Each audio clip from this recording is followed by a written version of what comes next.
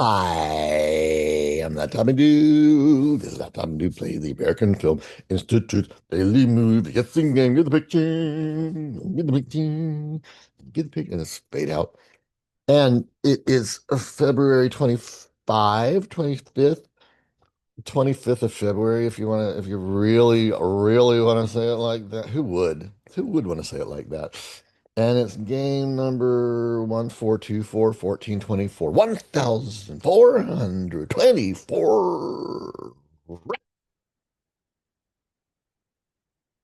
Hey, I have a new song for checking to see if the anonymous player and Jaden got the picture right today. So, okay. So it's time to do that. So let's do the song now. Did the anonymous player get the picture right today? And what about Jaden? Is his answer okay?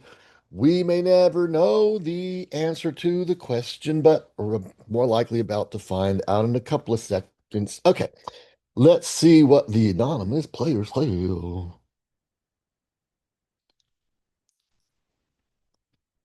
He said, I got the picture.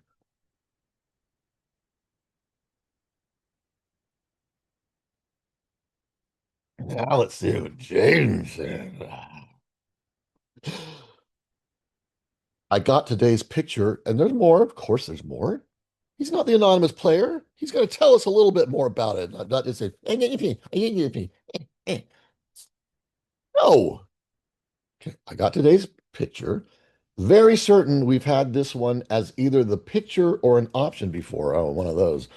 And it's since I've been playing watching too, which has been a little over a year at this point, because I had an anecdote. Ooh, I assume that means an anecdote that he relayed to me. Well, let me just see. Was there anything I wanted to say? No, there was not anything I wanted to say. So let's go in. Let's go into the game now. Let's go into the game now. We found out what Jaden and the anonymous player said. They both got the picture. Yeah, yeah, yeah. Okay. I have to work on these songs a little bit. Share the whole screen, share the whole screen, share the whole screen. Okay. Yesterday the answer was Amistad, or is it Amistad or Amistad? I don't know how you pronounce it. I've always said Amistad. I could be wrong. Always. No matter what I say, it could be wrong. Even when I say I'm wrong, I could be wrong because I could actually be right. That's happened. All right. Let's see what the big 94. Oh God. I Clockwork Orange to the power of infinity. I do not have to even cover the screen over here. It's a Clockwork Orange. I don't, oh wait, I guess I should, as a courtesy, look at the options. Okay, so we're on the honest side, so to speak. See that? Okay. We'll look at it over here on the dishonest side. Cat people. Now, cat people, I don't, I think, wasn't there a movie called, oh wait, there's an old movie called Cat People, then they did Curse of the Cat People, and then they did a remake of Cat People with Nastasia Kinski that had this David Bowie song that went, putting out fire with gasoline. I think it was perhaps the worst David Bowie song ever written. Um, Putting out fire with gasoline. So stupid. I always hated that song. A Clockwork Orange, there is the answer. Oh, Lucky Man. Well, that's I think that was the following movie that Malcolm McDowell did right after Clockwork Orange. He may have done another one or two in between, but I think it might have been his very next one. Um, Star Trek Generations. Well, he's either in that and I didn't realize it, or there's a similar image in that, because why else would they even say that? Um, Time After Time. Okay, Malcolm McDowell is in Time After Time. He's much older by that movie, but he's in it. Um, he's not in Cat People. I'm not sure why that's there. All right. Okay, anyway, it is it's a Clockwork Orange. I knew from the moment I saw it. Okay, so here we are on the, oh wait, is this the honest side? Yeah, this is the honest side. A clock. Oh wait, so you see the bear? I thought I heard the bear. We'll be right. No, I don't hear. I guess I was hearing things. Okay. I thought I was hearing things. I thought the thing was the bear. All right. Clockwork Orange. I'm not even going to cover the screen. No, it's not necessary. It is totally the answer. I got the picture. I'm on a 3-day streak. Wow. And let's see. Let's see, 79%. Nothing different there. Now, on this, I think I'm going to choose a different. No, of course, I'm not going to choose a different answer. It's going to be Clockwork Orange here as well, of course. And it's going to be the 3-day streak as well because of that. Still kicking myself for not getting Spotlight 4 days ago. Um, oh, shoosh. Oh, shit. I forgot to. Oh, I didn't. I forgot to do the percentages, and I don't know. I don't think I can go back now. Let me try going back on this side see if it works. All right. I'm going to get the picture again here. I'm like, yeah, I think it's. Okay. Oh, I'm on a 3-day streak. Okay. 94.5% correctly identified.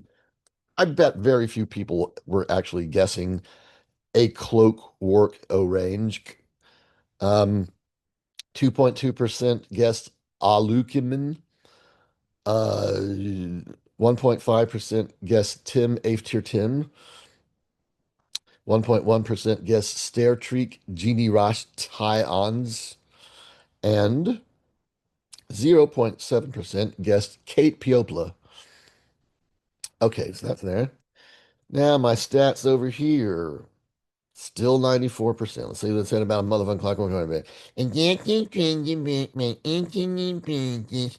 The harrowing feature vision depicted in director Stanley Kubrick. I don't know why Stanley Kubrick doesn't have a he Stanley Kubrick is an American, and I think his films are considered American, even though he lived most of his life in England after he started making films. All right, anyway, Stanley Kubrick. They just should have a. They should have they should have a link to Stanley Kubrick. Stanley Kubrick, A Clockwork Orange, and the film recognition of the American Film Institute, Academy of the greatest films of all time, both the original and the 10th anniversary edition, as well as on XS, listed as the art form's greatest thrills. Malcolm McDowell's chillingly gleeful performance as Alice denied Yanni him is about an 85 listed the most terrifying screen villains. Now, did Jaden said he did see this? I got today's picture. Well, he doesn't say specifically that he's seen it, but I think I think it's just assumed that he has. Okay, did we do this? We did the stats. All right, Clockwork Orange. God, I have so much I could say about Clockwork Orange. I'm not even sure because this was for a huge chunk of my life. I said that A Clockwork Orange was my favorite film of all time. It was definitely true for decades. The last time I saw it, I had to say it's not my favorite film anymore because I got a little bit bored by it. I had seen it so many times. I've seen it so many times, literally countless times. I've and It was originally rated X when it came out in 1971. Movies got rated X back then, and it didn't mean box office poison at first. Midnight Cowboy was rated X and won Best Picture. Clockwork Orange was X, but it wasn't very long after that that X started becoming box office poison. Uh, it was like it was porn, but porn is triple X. I suppose porn was technically X, but porn didn't get submitted to the MPAA, so they didn't rate it. So they just said triple X, but then X became you can't film can't be X or um. All right, that's the rating, but Clockwork Orange itself, um, I saw this movie. I saw it 4 times in a theater and I already established it was my favorite film. And then the first time I saw it on TV, I saw it on television. It was the first time that I actually followed the story because it's so visually magnificent that I just got so caught up in the visuals. I mean, I was following the story, but I wasn't really. The story was just secondary to the visuals for me. And then the first time I saw it on a small screen, I was like, oh, there's a little story here.